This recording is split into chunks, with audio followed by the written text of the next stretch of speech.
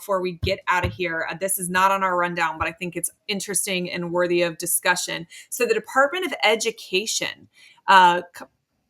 essentially saying that this NIL rule changes that are supposed to go into effect in April from that House ruling, that they are going to have to take Title IX into account and pay men and women equally with that money. And, essentially what conferences had discussed, and we'd heard a lot about this, you and I both on the record and off the record, about how schools and conferences were planning to handle it, is that they were going to take that about $20 million, right, per school, and 75% of it ish was football, 15% of it ish was going to go to men's basketball, about 5% to women's basketball, and then the remaining money would be split between all of the other non-revenue sports at the bottom. Well, this Department of Education memo, if it holds, kind of just blows this plan out of the water for every conference, and I think really has a lot of people in a panic. Now, tomorrow, Trump's administration could figure out a way to undo this, and then this would be obsolete, right? But at the moment, you've got to think everybody's kind of scrambling because this is not what has been planned for months and months and months. Yeah, and there is some, before we get into it really hard, like there is some kind of immediate hope. Like I saw Ted Cruz, obviously different party affiliation than the last, regime, kind of said this is not realistic. This is going to ruin college sports for both men and women. Yes. So it seems like it's going to go like to not, go crazy. Like it seems like it's going to go back to the other way. But yeah, now this would be terrible because I'm just telling you, schools will not pay it. Like there is no chance. And this is not like an anti-women's sports thing. This is not an anti-non-rev, male non-rev sports. Like I've taken my daughter to Oklahoma City for the softball stuff. Like I'm going to beach volleyball this year. Like programs that lose money. Gymnastics, right? University. Yes, I love it. And I have, there's nothing better than taking my daughter or my kids, like they all really enjoy it, to women's athletic events. Absolutely. And we've done it for every women's athletic event that exists on. Really benefited the most from NIL in terms of schools won't pay it. Like I just guarantee, like there's nothing requiring schools to like pay that. There's a cap of what they can pay up to, but schools just won't pay it. They will divert funds back to the collectives, and they will say the collectives can then, as a private entity, can decide who they want to do marketing deals with. Under the table cash handshakes that always took place anyway. There is 0% chance. And if it is somehow forced to be implemented, what will happen is universities will have less non-revenue sports. Yeah, they will whittle the number down. It will hurt. This will hurt not only football, which is what everybody cares about. I get it. Right. But it will hurt everybody else too. Like this is not, because schools are not going to spend $10 million roughly on, women's athletics. There's got to be a return on investment at some point. Mm-hmm. And those programs, I think there's 5 women's athletic programs in the country across all sports that make money. Like there's 2, even 5. Yeah. There's 2 women's basketball that South Carolina made money. Iowa made money the couple of years that Kaylin Clark was there. There are none that actually bring in revenue, and they're not going to then dump more money, $10 million more, which is way larger than a lot of the budgets of these programs anyway. 100%. And it's not just the women's stuff. Like they're not doing it for men's tennis either. And they're not doing it for guys swimming and diving or track and field. Like this isn't like an anti-women thing. Like it's just a straight revenue sport. Yeah. We did some behind the scenes stuff at women's gymnastics, like probably a year and a half, 2 years ago for Florida. And that was when Trinity Thomas was there. And it was remarkable and worth noting that the season before was the first time in Florida gymnastics history that they had broken even.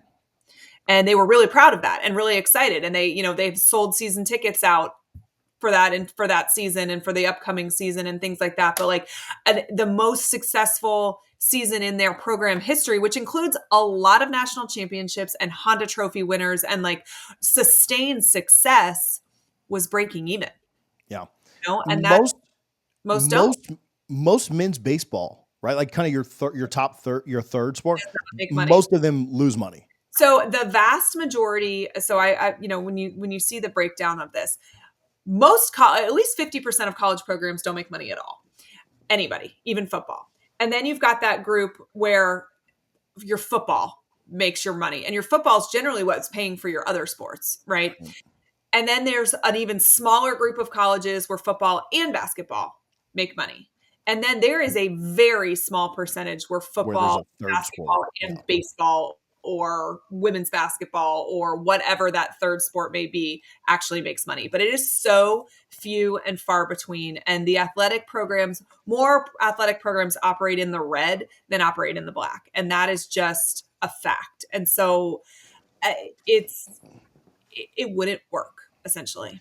Yeah, I just don't think schools will pay it. I think they'll say, look, it is not worth it to us. You know, if you, and I've heard like, so that $20 million number, it really is going to be about 18 million, right? Mhm. But, and if you had to give that all the way around, right? You think about how many scholarship athletes there are for all sports. Right. Football would get less than like $8 million when you Yeah. broke it down.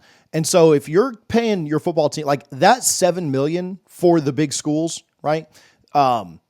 Doesn't really move. I mean, it moves the needle, but how much does it move the needle, So right? Like you would tell your donors, hey, we need about $7 million worth of you to just give your money to the collective. Just well, pay Florida Victorious or the Battles End or whatever, and we'll is do it that way. 15 million, right? So, and what this House ruling, some of the questions surrounding it is how involved will collectives allowed to be past this 20 million, 18 million, whatever it is? Will they be allowed to exist? How regulated will that amount be? So there's a lot of questions about that, but let's say it's highly monitored, right? And then you have this DOE, it just doesn't work. It doesn't, it doesn't compute, and it would be Also, really we bad. should talk about not to make this so political, but like the idea of putting this out like within 3 days of an administration leaving is hilarious to me. It's just like, hey, by the way, on our way out, we're going to screw you college athletes too. And Yeah, in an effort, I think in their minds, to give some credit, I think in their minds they think, oh, this is fair. Let's do this. Let's help. But like we talked about, we saw each other the other day.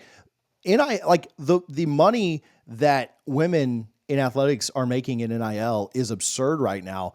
And when some of these non-rev or losing money revenue sports starts to get cut, that all goes away, yeah. right? Like if this was really put in, the danger is, okay, we're not going to pay it. We'll just cut these sports. We'll make them club Well, sports and and we won't pay it. And the so then they don't make any money from NIL. Then it hurts the women and the non-rev men as well, so much more than it ever would have before. the interesting thing about the NIL for women, where they are being successful, is really in the true spirit of Marketing, yeah. NIL, right? Like it is that they are getting paid for their name, image, and likeness. They are not getting paid for their performance, which is what we're seeing in most of these men's revenue sports, is that it's really pay for play, not NIL.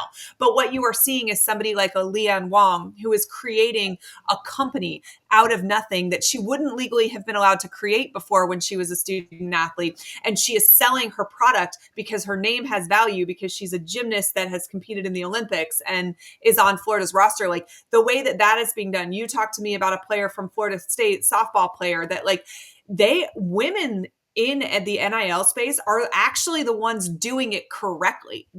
But all of that does go away in under the guise of fairness, right? Yeah. No, it would screw a lot of stuff up. Football will always find a way to be Oh fine. yeah, that'll just be the They'll catch handshakes that we'll go Yeah. back to. They will figure football out. That will never be a problem. If they have to run it through the local car dealership, if they have to do whatever, they will do it. Yeah. It will hurt everyone else. Yeah.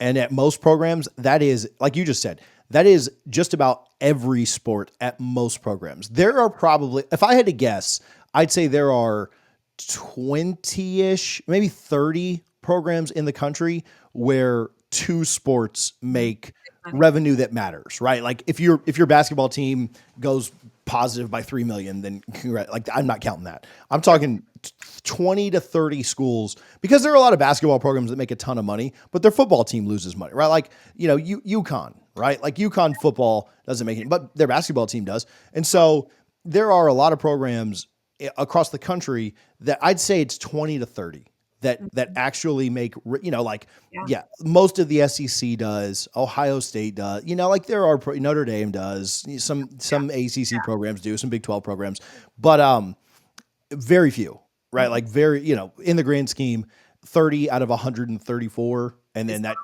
doesn't right. even count all the Division two stuff, right? Or FCS. So it is not many. And Yeah. 30 might be generous, right? Because I don't know how much money some of these, is how much money like you're really small.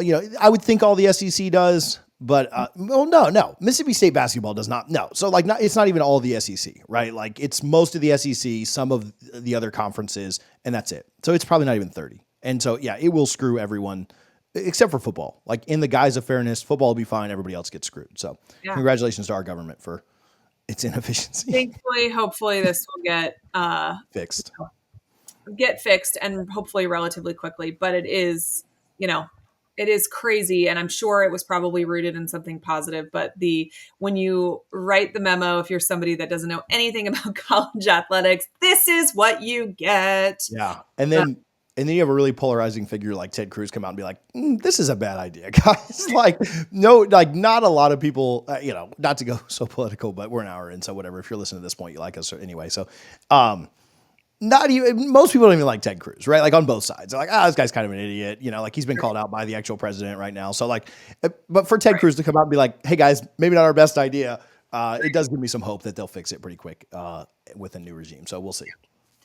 All right, guys, we appreciate you tuning in. Please make sure that you are subscribed to A Peek Inside SEC Football, whether you are watching this live or you are watching a replay later on. We appreciate your support, and we will be back very soon. We will get into all the fun things that the offseason brings. Very excited to see if anybody enters the portal from Ohio Or the State or Notre the Dame fake portal or the or fake the portal or portal. the yeah.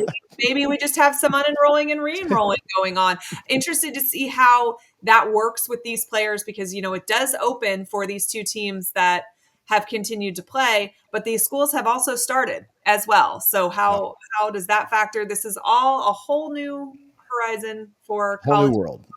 whole new world. So we shall Shot see.